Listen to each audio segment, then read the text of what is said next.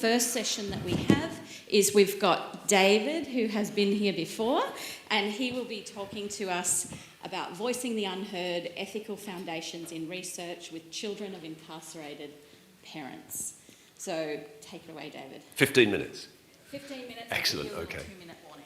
Well, good morning, everybody. I hope you all slept really well. I didn't. Presenting first, you never sleep well, I don't think. And I'm going to talk about the E word today. Yesterday we had some fantastic presentations. I was really blown away by the sorts of participants we'd sought out to do our research with. And I'm going to continue that theme, and I'm really just focusing in on one aspect of my research, which is the ethics. Now, my ethics application took me about 2.5 years to successfully complete. I've completed my ethics application. And that's really sort of like the picture I want to paint for you today, how I went about doing that. And really it was a bit of a paradigm shift that enabled me to get my ethics application. And I wish I'd been able to time travel to now, where I know what I needed to do, and could have done it at the beginning. So this is a little bit of sharing my research story, but really focusing in on ethics. And I think hopefully when my 15 minutes is over, you'll have an understanding of quite why. So before I really get into it, I'd like to acknowledge the traditional custodians of the land. I work on Bundjalung country in a place called Bogangar. So I'd like to acknowledge that place and those people, and we're on Yugan Bear country at the moment. And I'd also like to acknowledge my supervisors, my current supervisors, and that's part of the ethics story as well, which is Professor Liz McKinley and Dr. Catherine Hastings. And I'll return to why that's important for my journey. Anybody who's been through ethics may well know Professor Liz. She may well be watching this, and I do have to say she's fantastic. But she's also chair of ethics. So if you're putting in an ethics application that's going to be greater than low risk, that is working with people pretty much anywhere, directly contacting people anywhere is likely to be greater than low risk, and this is really part of that journey. I forgot to pick up the clicker. Clicker's over here.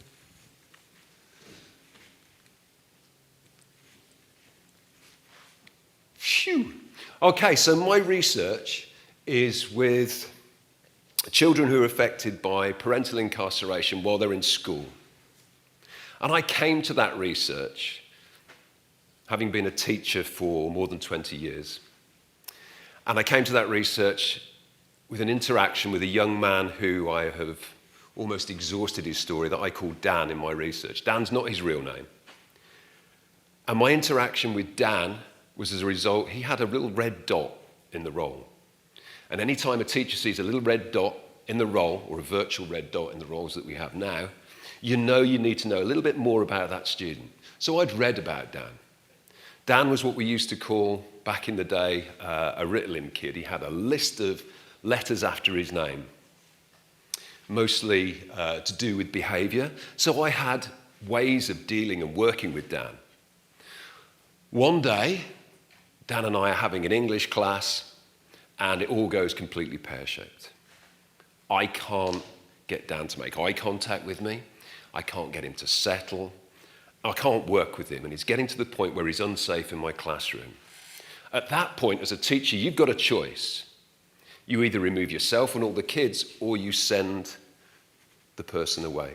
I had to send Dan away. I had to have him collected by a senior member of staff to come and get Dan and take him away to an alternative thing. And at that point, as a teacher, I'm no longer teaching Dan, and that's kind of the point of me being in the room. I'm supposed to teach the young people who are there.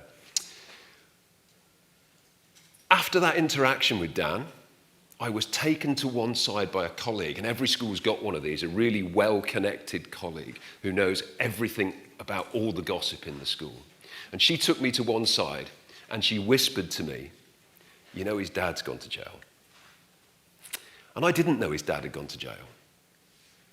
And I didn't know what to do with the information that his dad had gone to jail. And I've been teaching 20 years. I've worked with kids who have been abused, neglected, broken arms, broken families, the whole range. And I know how to work with young people. I know where to go and access services and support their learning, whichever shape it is. But Dan, I had no idea. And that became the subject of my master's. And my master's, I couldn't work with the young people, ethically too difficult. So I worked with their teachers, and I found from their teachers that most teachers were like me. We didn't really know how to work with young people like Dan, and we didn't know if we'd even taught young people like Dan, because these people are almost invisible. They're a marginalised population of people. Now, I was fortunate enough to start a PhD journey to try and work with these young people. And like most of us, when we start our PhD journey, you go, right, I'm going to do some research. I'm going to frame a question. Well, I tried to frame a question and I couldn't quite get that to work. So I put that to one side. So I'm going to do a literature review. Fantastic, my literature review, off I go. And I find that people like Dan are likely to have three characteristics that are broadly similar across the literature. They're likely to have some sort of trauma. These are young developing brains, and trauma that occurs in a young developing brain actually changes the brain structure, and it stops the young people developing sometimes in a typical manner. They are likely to form atypical attachments. So their relationships with adults and other people around them that may be in the role of the parent who is now absent can be changed. And within the school, the literature tells me that they are likely to have teachers with a different set of expectations about them. Teachers are carrying prejudice with them. And I start off, right, okay, what I can do is my literature review.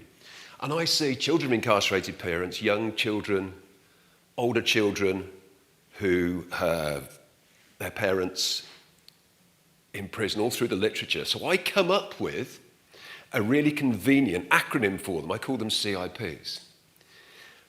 And at about that point, I'm moving into my methodology, which is critical realism based, but we won't talk about that today. Relief. Okay, so I move into my literature and I'm developing my methodology, and my supervision team disappears. I had 2.5 supervisors at that moment in time, and it disappeared on me. So I was left kind of floating for a little while. Imagine doing a PhD without any supervision at all. It was great. No, it wasn't great. It was very, very difficult. And then arrives on the scene Professor Liz, Chair of Ethics, and she reads my stuff and she's really interested. And I sell her the story, obviously. And she very gently says, you know, you talked about these young people being at risk and the things that you defined in the literature. You know you're calling them CIPs. You've just othered all of the people you want to work with. You've reduced them. You have taken away not only their identity as a person, but you're also being completely reductive, and you're only interested in an element of their life. But she did it in such a gentle way that I was able to come up with it. Oh, this is my way of thinking now. So that was a turning point and made me go back and reassess everything that I'd done. Made me consider that actually, if I'm going to work with these young people successfully, I need to consider them as whole and irreducible. And that's a big ask. We think of ourselves as collecting information and collecting data. When we're working with people, they are sharing with us an aspect of their lives. They are gifting us that information. And when you flip your thinking, you're able to approach everything from your literature review onwards in a wholly different fashion. And that was really Liz's first gift to me, which is a fantastic gift to have and wonderful for the Chair of Ethics. It still took me another year of working with Liz in order to get ethical clearance. And this, I just want to really show you quite how we did that. But we moved to a position of thinking of our participants and being able to understand and empower, not pathologize, which was a really different way of thinking for me. What does that actually look like? Well, within the research, and this is now the story of how I embedded that new thinking into my research, we needed to adopt a trauma-informed approach. And I heard from the research yesterday that this must be in place for a lot of you, so I'm probably preaching to the converted in a certain sense. So there's clearly a high risk of re-traumatization and distress. So I had to mitigate that. So the questions I'm going to be asking these young people, the way I'm working with these young people, clearly needs to try and mitigate that, not avoid it. Ethics isn't about you avoiding all the risk, because you can't. If I'm working with people, I don't know who they are and they're coming to my research, I don't know the baggage they're bringing until they arrive. But I can mitigate what's likely to be there. So my ethics approach wasn't to try and avoid all risk, but mitigate the risk that was there. And these are some of the steps that we had in place. Some of the unusual steps, perhaps a distress protocol for what happens in interview. So if somebody gets distressed in one of my interviews, I know I have a protocol of how to work with them. What's really unique about this interview process is if the young person discloses to me something about a criminal act, because this is about criminality, I'm duty bound to report that. So I have to interject when I think that's about to happen and say, that's really interesting, thank you so much for sharing that with me. But can we just focus on and nudge them back?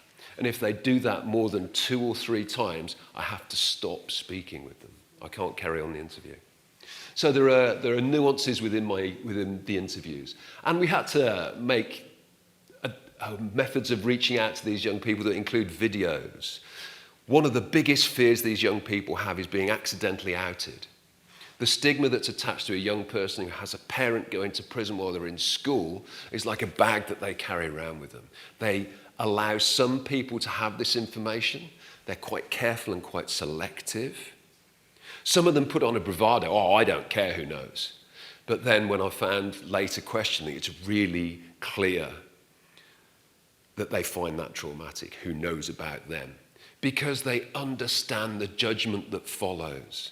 We as a group of teachers, we attach labels, at risk, and that's shorthand for a whole variety of things like truancy, poor academic achievement, drug taking, homelessness, and so on and so forth. And that's often the case across social support networks for these young people. So when I was reaching out for these young people, I had to reach out, not in education where we know they're negatively framed, and I clearly can't reach out to them through the legal justice system, because that definitely frames them. So I used youth work, and youth work allows them to come to the youth work setting as a whole irreducible person and engage in what they want to. And I was reaching out to them in that format, piggybacking that method. The final point, and I thought this was one of my strengths, 20 years of teaching, worked with young people a long time, blue card holder, trauma trained, but I look like this, and I sound like this, and I have an educational background like this. And for some of the young people I'm trying to reach out to, this isn't the person you're going to talk to, which is a problem, and that's something I have to recognize within my research, that I am deeply entangled. So, what else did we do? One of the big issues was navigating consent. If one of your parents normally can give consent before you go off on a school trip, that's absolutely fine. If I'm investigating criminality and your parent's in jail and they find out I'm investigating your criminality, me seeking consent from you could actually put you in danger. So the whole consent issue took a great deal of thought and a great deal of process, and it's iterative. So we have to keep going back to ensure there is empowerment, that the power remains with the young people we're working with. Possibly the elephant in the room that I'm working in, part of the pathologization, which is a word I think I've made up, is to do with the disproportionate representation of our First Nations, Aboriginal, Torres Strait Islander people within this sector. I heard today on the ABC that again, Indigenous people are being investigated, are being represented, dying in our prisons, dying in custody, dying in our shops when they're arrested by police. And this is part of that framework. This is part of that understanding. Wouldn't it be wonderful if we had a group of people, 3.8 of society, who were our doctors, who were our scientists, who were our nurses? We would be celebrating that. Why are we not doing something about this? And this underlies a lot of my research setting. I was really fortunate when I started on this journey to be prompted to go and speak to, and it was Dr. Stuart Barlow at the time. I understand he's a professor now, sorry. Well, at the time I spoke to him, he was a lowly doctor. Do what you want. Thank you, Katie. Thank you, Katie. So he pushed me in the right sort of directions and prompted my thinking. And I've had many discussions about my research. Should I make it overt that I'm likely to be dealing with Indigenous people? And my answer to that is, if I do that, if I adopt that position, my research may well be labelled as, oh, it's another Indigenous problem. We'll put it in their basket. If not deliberately, then notionally. So I've avoided doing that. I've had lots of conversations as to why that's a good idea and why that's a bad idea, but I maintain my position. These are some of the things that we did to maintain our ethical ongoing agreement. And these are things that are probably within lots of people's research. The setting of passwords. We have to make sure that our young people can come to our research without accidentally outing themselves. So I've got a YouTube channel. There's all posters have QR codes on them where you can find a link directly to the things that I'm saying. I used something called the Flesch-Kincaid score to make sure that my messages were age-readable appropriate. And so there were nuances and subtleties about actually maintaining these things. Regular fortnightly supervision with Professor Liz and Dr. Catherine, and a lot of that is for my support as well, because I notionally said I'm entangled in this research, but I'm also exposing myself to the trauma of these young people. And I'm working directly with those words and analysing the trauma that they're telling me about. So self-care as well is a really important aspect. Sorry. Okay. 2.5 years. These are all the documents in my ethics, one of my ethics applications. This ethics application was successful, but it relied on an additional ethics application because I had to work with community groups in order to get this application to hold any water. 2.5 years, all of those documents. There's only about 30,000 words, but when I put this into like the setting within my thesis, it's about yay big. Okay, conclusions and takeaways, and then I promise I'll be quiet. So, what really worked for me, and I guess the only thing that I would emphasize is, if you place ethics at the beginning of your research, it's a wave you're riding rather than a wave you're trying to paddle out through. Okay. Thank you. Thank you so much, David. I always love hearing David's work as it's progressed through. We've probably got time for one question, maybe two if we're fast. So would anyone like to ask a question or a comment? Fantastic presentation, David. Excellent. Thank you, Alison. Is Dan still part of your project? Dan is never part of the project. Oh, right. He is my narrative theme that links through everything and grounds me. Yes. So my research question is, what is school like for children of incarcerated parents, young people and incarcerated parents? And throughout that, I'm thinking about Dan. So what was school like for Dan? And each of the chapters has a subheading that relates back to Dan. How would I go about investigating with Dan? What does this mean for young people like Dan? And he's a narrative throughout. Because I think when I said about irreducible, to maintain the wholeness of the person within the writing as well is really important. Not to talk about participants, not to talk about interview 2, not to talk about a random piece of data. I had to anonymise all of the young people, redact all the names of their teachers and their school settings so that there's no possible later triangulation that would allow you to identify these people.